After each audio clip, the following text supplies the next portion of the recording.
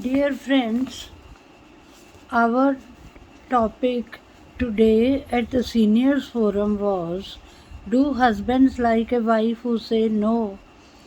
8 people spoke against the motion, and this included me too. My name is Neelam, and I am not a feminist.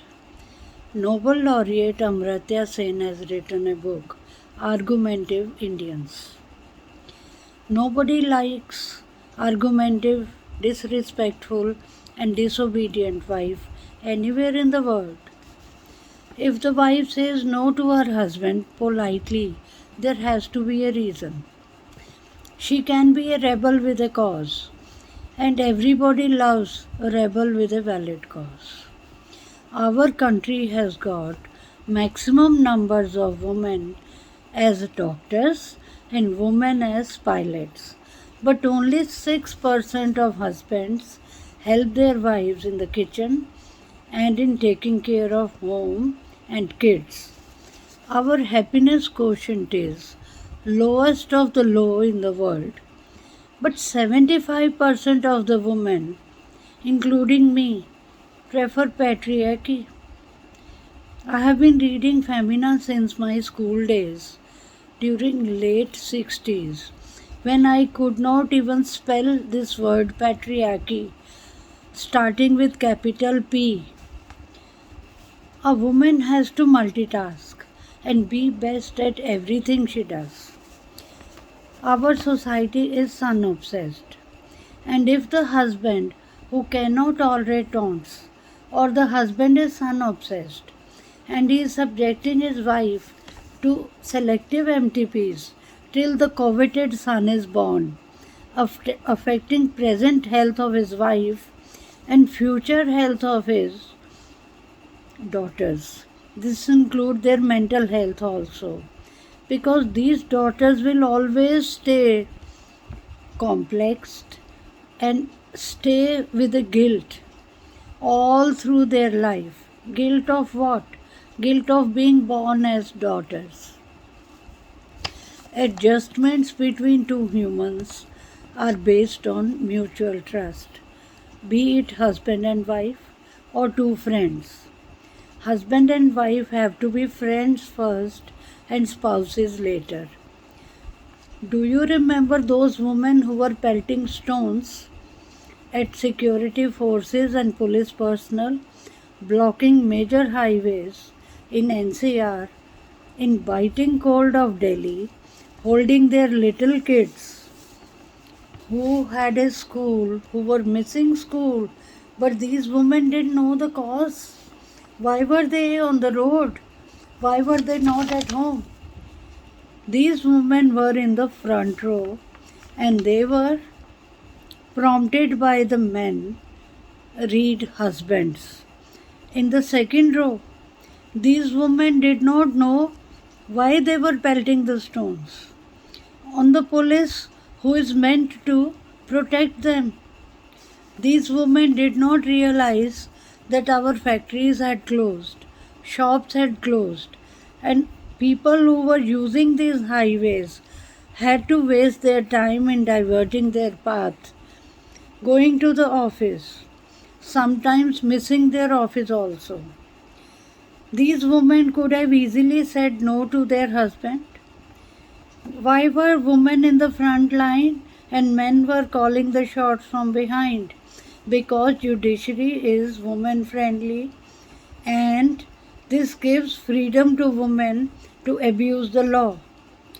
Fake woman power affects genuine working women and men who are working as equals. These women with fake woman power have knack to get their bread buttered from both sides. You must have heard about ASHA workers. If no, let me tell you. I don't mind being an ASHA worker myself, because ASHA workers are rebuffed. They belong to the same village where women are living in rural areas.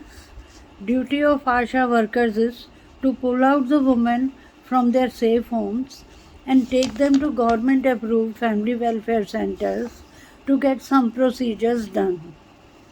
And they are paid. Asha workers are paid for the numbers of cases they bring to the hospitals.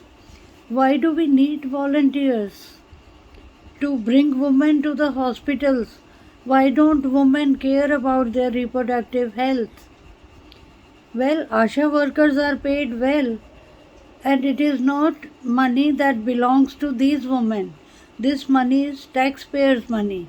It belongs to you and me who are paying direct and indirect taxes.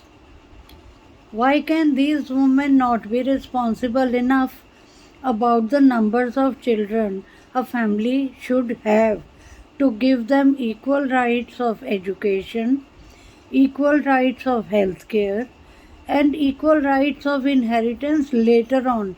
Believe me, educated daughters never fight with their brothers about property issues, and they never drag their brothers to the chambers of lawyers to get their property rights. It's uneducated women or educated but blind women who are siding with the lawyers and making best use of women friendly laws. Saying no is not a style statement to be visible to media. Saying no has to have a reason, and the reason is rebel with a cause who is not abusing women friendly laws, who is at par with the men, and who has learned to give respect despite gender, status, or other factors which are afflicting our society. This was recorded by my friend Anita Bhatia, but I felt that recording was not, the mic system had failed. This is the reason I am recording again, so that I can keep it as a memory, because ultimately the judges also sided with my point of view, and I am happy. The judges said that which part are we, which century are we living in? Women are doing lots as of today, but people were talking about their granny's time, 3 generations before them. They were not talking about their own children, their own daughters, and the gen next, grandchildren and granddaughters. What kind of a granddaughters do we expect them to be? Not disrespectful, not disobedient, but a part of this beautiful world as equals to their brothers, to their menfolk, and respect begets respect. Never be disrespectful. If we don't agree to their point of view, let it be. Come out of it. Don't agree with them. Stay away. But be firm with your own ideas.